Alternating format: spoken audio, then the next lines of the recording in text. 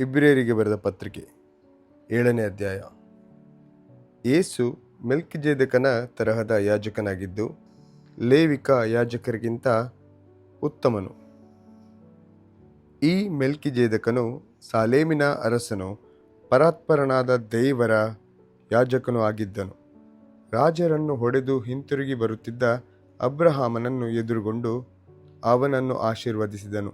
ಅವನಿಗೆ ಅಬ್ರಹಾಮನು ತಾನು ಜಯಿಸಿಕೊಂಡು ಬಂದಿದ್ದ ಎಲ್ಲ ವಸ್ತುಗಳಲ್ಲಿ 10ನೇ ಒಂದು ಭಾಗವನ್ನು ಕೊಟ್ಟನು. ಅವನ ಹೆಸರಿನ ಅರ್ಥವು ನೀತಿರಾಜ ಎಂಬುದು. ಇದಲ್ಲದೆ ಅವನು ಸಾಲೇಮಿನ ರಾಜ, ಅಂದರೆ ಸಮಾಧಾನ ರಾಜ. ಅವನಿಗೆ ತಂದೆಯೂ ತಾಯಿಯೂ ವಂಶಾವಳಿಯೂ ಇಲ್ಲ, ಜನ್ಮದ ಆರಂಭವೂ ಆಯುಷ್ಯದ ಅಂತ್ಯವೂ ಇಲ್ಲ. ಅವನು ದೇವರ ಮಗನಿಗೆ ಸಮಾನ ಮಾಡಲ್ಪಟ್ಟಿದ್ದಾನೆ. ಅವನು ನಿರಂತರವಾಗಿ ಯಾಜಕನಾಗಿರುವವನು.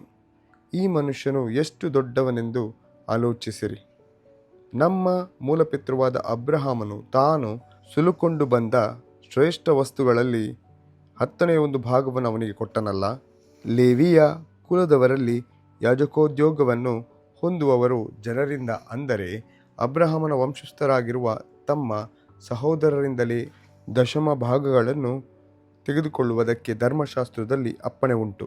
ಆದರೆ ಅವರ ವಂಶಾವಳಿಗೆ ಸೇರದೇ ಇರುವ ಮೆಲ್ಕಿಜೆದೇಕನು ಅಬ್ರಹಾಮನಿಂದಲೇ ದಶಮ ಭಾಗಗಳನ್ನು ತಕ್ಕೊಂಡದ್ದಲ್ಲದೆ ದೇವರಿಂದ ವಾಗ್ದಾನಗಳನ್ನು ಹೊಂದಿದವನಾದ ಅವನಿಗೆ ಆಶೀರ್ವಾದ ಕೊಟ್ಟನು. ಆಶೀರ್ವಾದ ಹೊಂದುವವನಿಗಿಂತ ಆಶೀರ್ವದಿಸುವವನು ದೊಡ್ಡವನು ಎಂಬುದು ವಿವಾದವಿಲ್ಲದ ಮಾತಷ್ಟೇ. ಇದಲ್ಲದೆ ಲೇವಿಯರ ಕ್ರಮವನ್ನು ನೋಡಿದರೆ ಸಾಯತಕ್ಕ ಮನುಷ್ಯರು ದಶಮ ಭಾಗಗಳನ್ನು ತಗೊಳ್ಳುತ್ತಾರೆ. ಆದರೆ ಮೆಲ್ಕಿಜೆದೇಕನ ಕ್ರಮವನ್ನು ನೋಡಿದರೆ ಜೀವಿಸುತ್ತಿದ್ದಾನೆಂದು ಸಾಕ್ಷಿ ಹೊಂದಿರುವವನು ತಕ್ಕೊಳ್ಳುತ್ತಾನೆ. ಇದು ಮಾತ್ರವಲ್ಲದೆ ದಶಮ ಭಾಗಗಳನ್ನು ತಕ್ಕೊಳ್ಳುವ ಲೇವಿಯು ಕೂಡ ಅಬ್ರಹಾಮನ ಮೂಲಕ ದಶಮ ಭಾಗಗಳನ್ನು ಕೊಟ್ಟ ಹಾಗಾಯಿತೆಂದು ಹೇಳಬಹುದು. ಹೇಗೆಂದರೆ ಮೆಲ್ಕಿಜೆದೇಕನು ಲೇವಿಯ ಮೂಲಪುರುಷನನ್ನು ಎದುರುಗೊಂಡಾಗ ಲೇವಿಯು ತತ್ವರೂಪವಾಗಿ ಇವನೊಳಗೆ ಇದ್ದನು.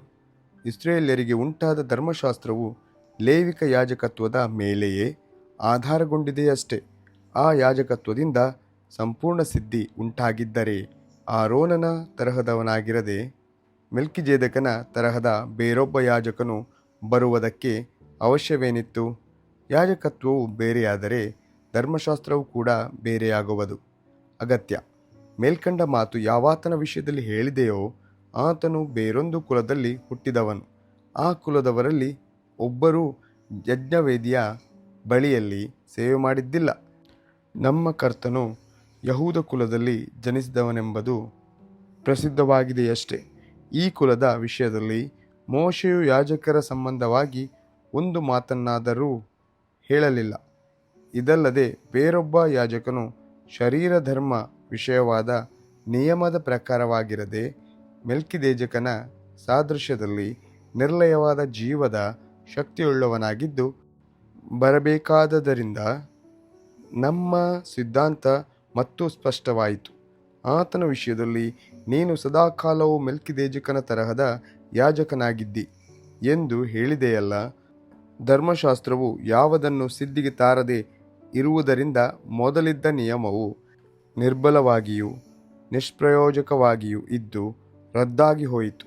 ಅದಕ್ಕೆ ಬದಲಾಗಿ ಉತ್ತಮವಾಗಿರುವ ಒಂದು ನಿರೀಕ್ಷಾಧಾರವು ಪ್ರಾಬಲ್ಯಕ್ಕೆ ಬಂತು.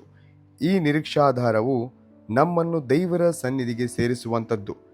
ಇದಲ್ಲದೆ ಲೇವಿಯರು ಆಣೆಯಿಲ್ಲದೆ ಯಾಜಕರಾದರು. ಆತನಾದರೋ ಆಣೆಯೊಡನೆ ಯಾಜಕನಾಗಿ ಮಾಡಲ್ಪಟ್ಟನು. ದೇವರು ಆತನಿಗೆ, ನೀನು ಸದಾಕಾಲವು ಯಾಜಕನಾಗಿದ್ದಿ ಎಂದು ಕರ್ತನೆಂಬ ನಾನು ಆಣೆಯಿಟ್ಟು ನುಡಿದೆನು, ಪಶ್ಚಾತ್ತಾಪ ಪಡುವುದಿಲ್ಲ ಎಂಬುದಾಗಿ ಹೇಳಿದನಲ್ಲ. ಯೇಸು ಆಣೆಯೊಡನೆಯೇ ಯಾಜಕನಾದದರಿಂದ ಎಷ್ಟೋ ಶ್ರೇಷ್ಠವಾದ ಒಡಂಬಡಿಕೆಗೆ ಹೊಣೆಗಾರನಾದನು. ಲೇವಿಯರು ಶಾಶ್ವತವಾಗಿ ಉದ್ಯೋಗ ನಡೆಸುವುದಕ್ಕೆ ಮರಣವು ಅಡ್ಡಿಯಾದದರಿಂದ ಅವರಲ್ಲಿ ಯಾಜಕರಾದವರು ಅನೇಕರು. ಆತನಾದರೋ ಸದಾಕಾಲವಿರುವುದರಿಂದ ಆತನ ಯಾಜಕತ್ವವು ಮತ್ತೊಬ್ಬರಿಗೆ ಹೋಗುವಂಥದ್ದಲ್ಲ. ಆದ ಕಾರಣ ಆತನು ತನ್ನ ಮೂಲಕ ದೇವರ ಬಳಿಗೆ ಬರುವವರನ್ನು ಸಂಪೂರ್ಣವಾಗಿ ರಕ್ಷಿಸುವುದಕ್ಕೆ ಶಕ್ತನಾಗಿದ್ದಾನೆ. ಅವರಿಗೋಸ್ಕರ ವಿಜ್ಞಾಪನೆ ಮಾಡುವುದಕ್ಕೆ ಯಾವಾಗಲೂ ಬದುಕುವವನಾಗಿದ್ದಾನೆ. ಇಂಥವನೇ ನಮಗೆ ಬೇಕಾದ ಮಹಾಯಾಜಕನು. ಈತನು ಪರಿಶುದ್ಧನು, ನಿರ್ದೋಷಿಯು, ನಿಷ್ಕಳಂಕನು, ಪಾಪಿಗಳಲ್ಲಿ ಸೇರದೆ ಪ್ರತ್ಯೇಕವಾಗಿರುವವನು ಆಕಾಶಮಂಡಲಗಳಿಗಿಂತ ಉನ್ನತದಲ್ಲಿರುವವನು ಆಗಿರುವನು. ಮೊದಲು ತಮ್ಮ ಪಾಪ ಪರಿಹಾರಕ್ಕಾಗಿ ಆಮೇಲೆ ಜನರ ಪಾಪ ಪರಿಹಾರಕ್ಕಾಗಿ ಸಮರ್ಪಣೆ ಮಾಡುವ ಲೇವಿಕ ಮಹಾಯಾಜಕರಂತೆ ಈತನು ಪ್ರತಿನಿತ್ಯವೂ ಸಮರ್ಪಿಸಬೇಕಾದ ಅವಶ್ಯವಿಲ್ಲ. ಈತನು ತನ್ನನ್ನೇ ಸಮರ್ಪಿಸಿಕೊಂಡು ಒಂದೇ ಸಾರಿ ಆ ಕೆಲಸವನ್ನು ಮಾಡಿ ಮುಗಿಸಿದನು. ಧರ್ಮಶಾಸ್ತ್ರವು ನಿರ್ಬಲರಾದ ಮನುಷ್ಯರನ್ನು ಮಹಾಯಾಜಕರನ್ನಾಗಿ ನೇಮಿಸುತ್ತದೆ. ಆದರೆ ಧರ್ಮಶಾಸ್ತ್ರದ ತರುವಾಯ ಆಣೆಯೊಡನೆ ಉಂಟಾದ ವಾಕ್ಯವು ಸದಾಕಾಲಕ್ಕೂ ಸರ್ವಸಂಪೂರ್ಣನಾಗಿರುವ ಮಗನನ್ನೇ ನೇಮಿಸುತ್ತದೆ ಎಂಬುದೇ.